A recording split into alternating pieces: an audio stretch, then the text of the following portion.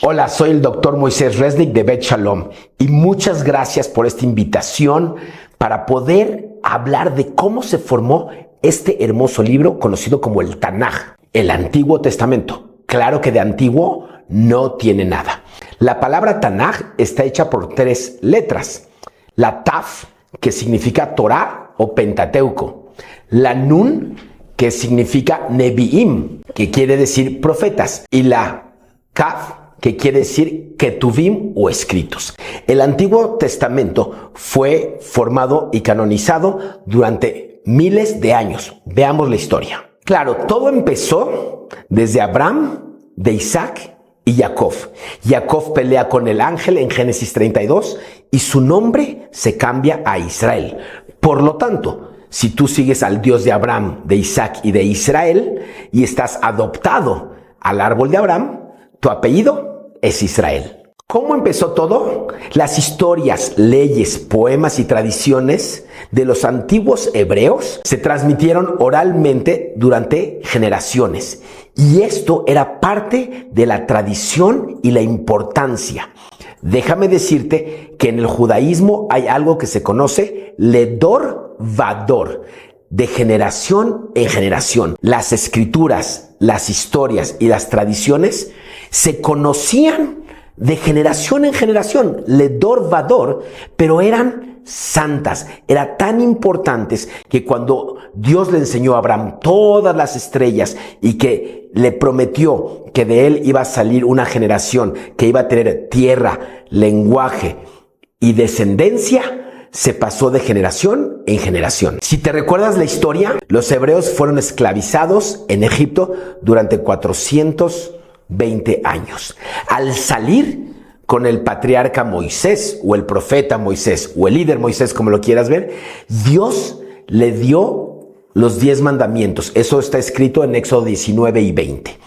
Y a partir de ahí, todo el Pentateuco se lo fue dictando Dios a Moisés. Aclaro que ya había muchas historias y recuentos orales desde Abraham que se fueron transmitiendo ledor vador, de generación en generación. Y a partir de ahí, Moisés escribió en arcilla y en tabletas todo lo que fue dictado en ese momento. Estamos hablando que en el año 2448 de la cuenta hebrea, hoy estamos en el 5786, fue cuando fue entregada la Torá. Ahora, ¿qué sucedió?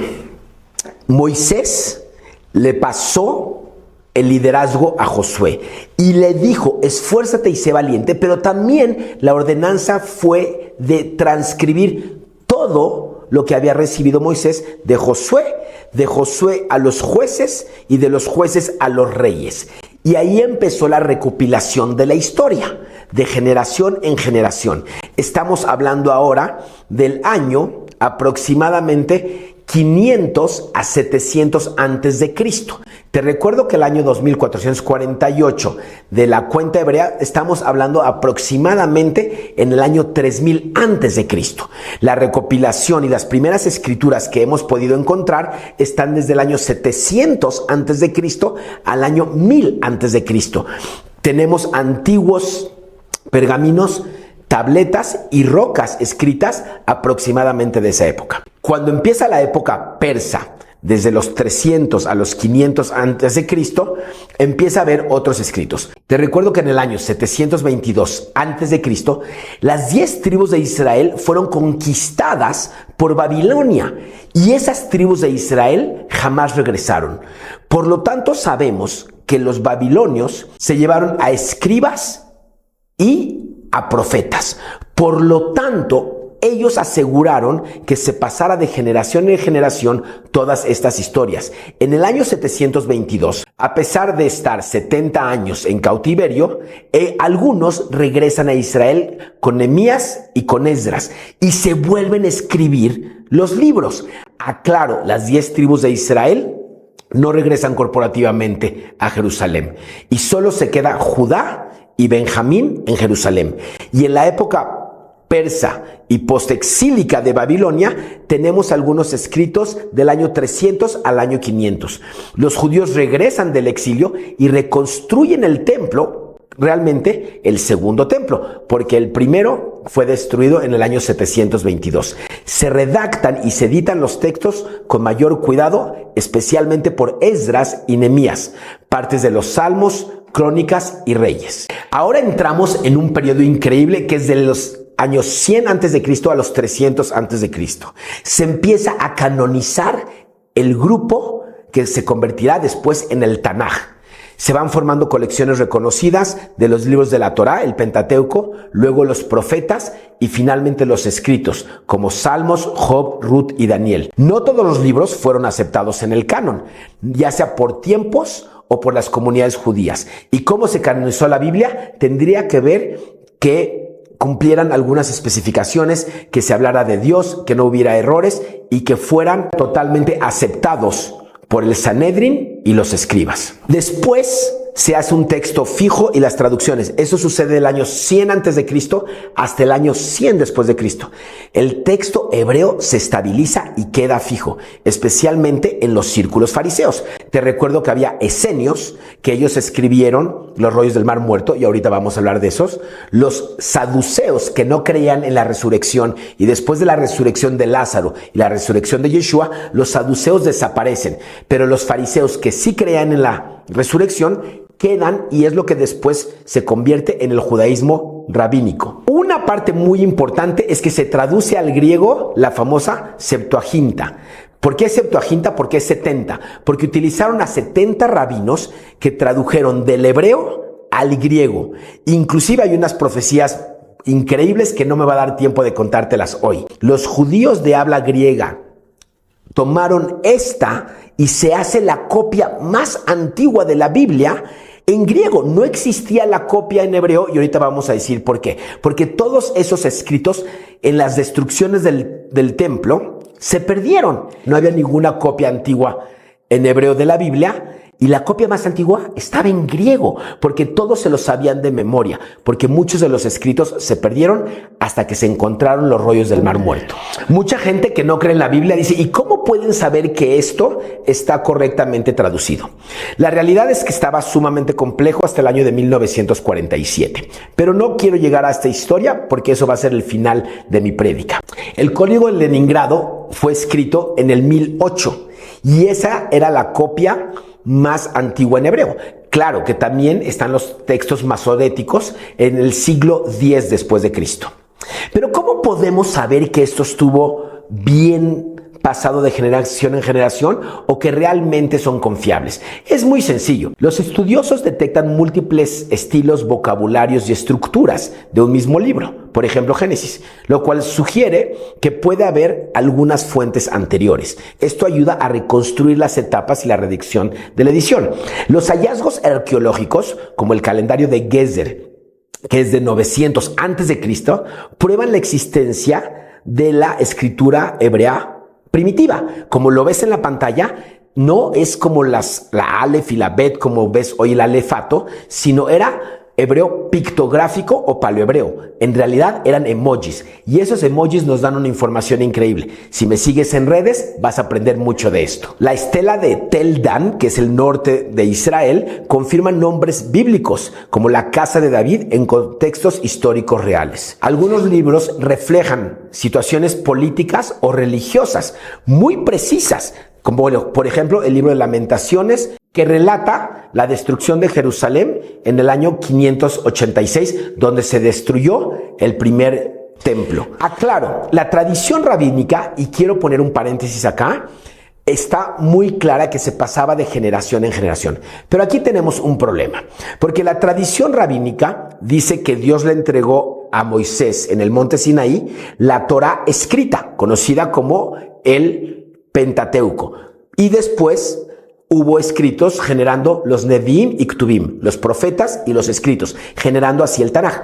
Pero desgraciadamente los rabinos dicen hoy por hoy que también se le entregó algo conocida como la ley oral, conocida también como la Halajá, y Yeshua le decía como tradiciones de hombres. El problema de hoy es que los rabinos le dan tanta o más importancia a la ley oral o la Halajá que a la ley escrita, que es la Torá, o el Tanaj. Por lo tanto, esto es un problema, porque entonces la ley oral muchas veces está arriba de la ley escrita y entonces los rabinos pueden cambiar la ley como se les da la gana. Y esto es un problema. En mi opinión, si Dios hubiera querido algo que esté importante, lo hubiera puesto por escrito. Como dice el doctor Moisés Resnick en sus conferencias, lo que no está escrito no existe. En conclusión, sabemos que hay copias cuidadosas hechas a mano de versículos y pasajes. Hay evidencia arqueológica, análisis literario y fuentes históricas externas. Inclusive Flavio Josefo, uno de los mejores historiadores, puede corroborar esto en alguno de sus libros. Ahora, vamos a ver qué pasaba antes de 1947. Como te dije, la copia más antigua del Antiguo Testamento se conoce como la Septuaginta. Pero en hebreo está el Códice de Leningrado, o también conocido como el Códice de San Petersburgo, fechado en el 1008. Es el manuscrito hebreo completo más antiguo del Antiguo Testamento. Aclaro, todo esto sucede durante miles de años. El Código de Leningrado o de San Petersburgo es el Tanaj antiguo más completo y más antiguo.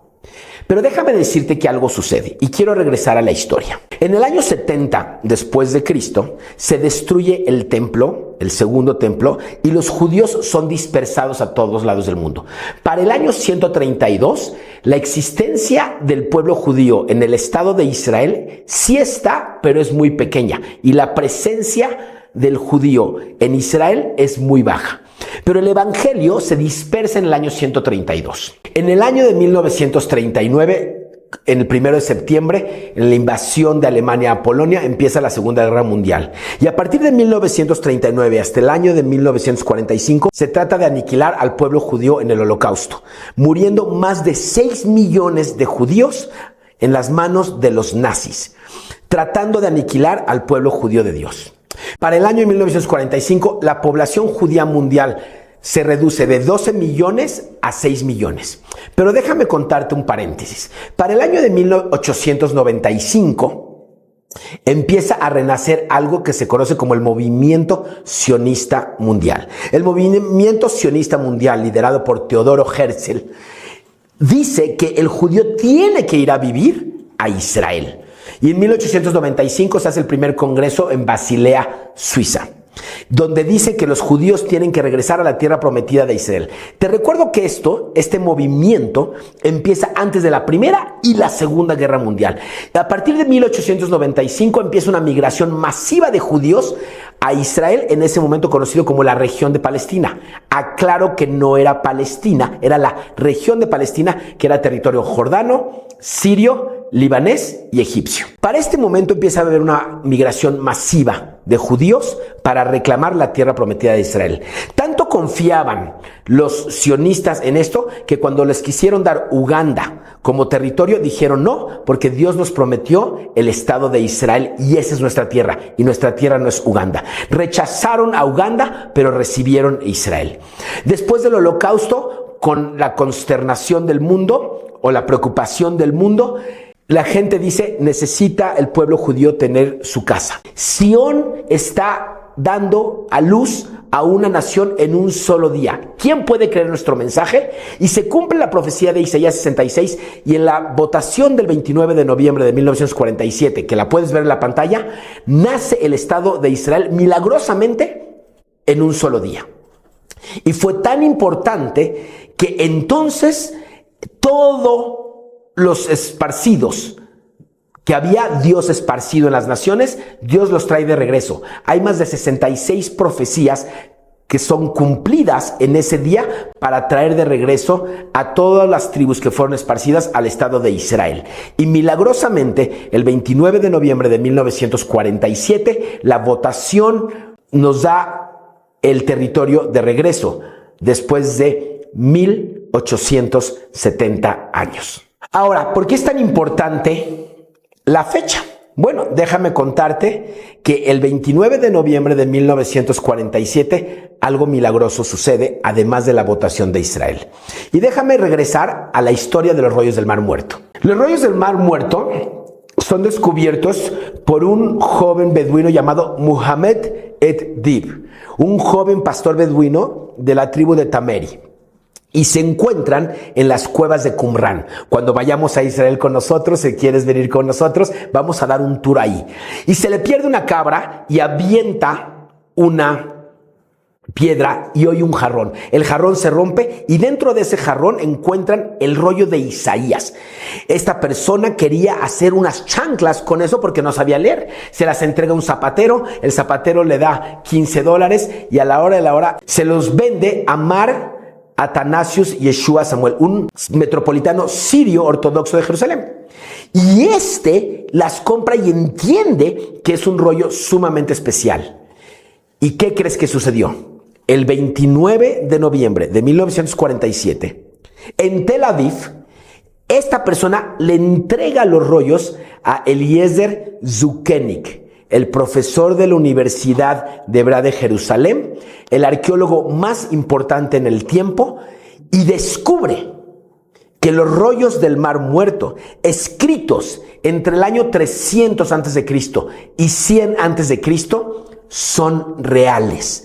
El 29 de noviembre, mientras está sucediendo la votación en Nueva York, Eliezer Zukenik está analizando el rollo de Isaías y descubre que son la copia más antigua del Antiguo Testamento del Tanaj.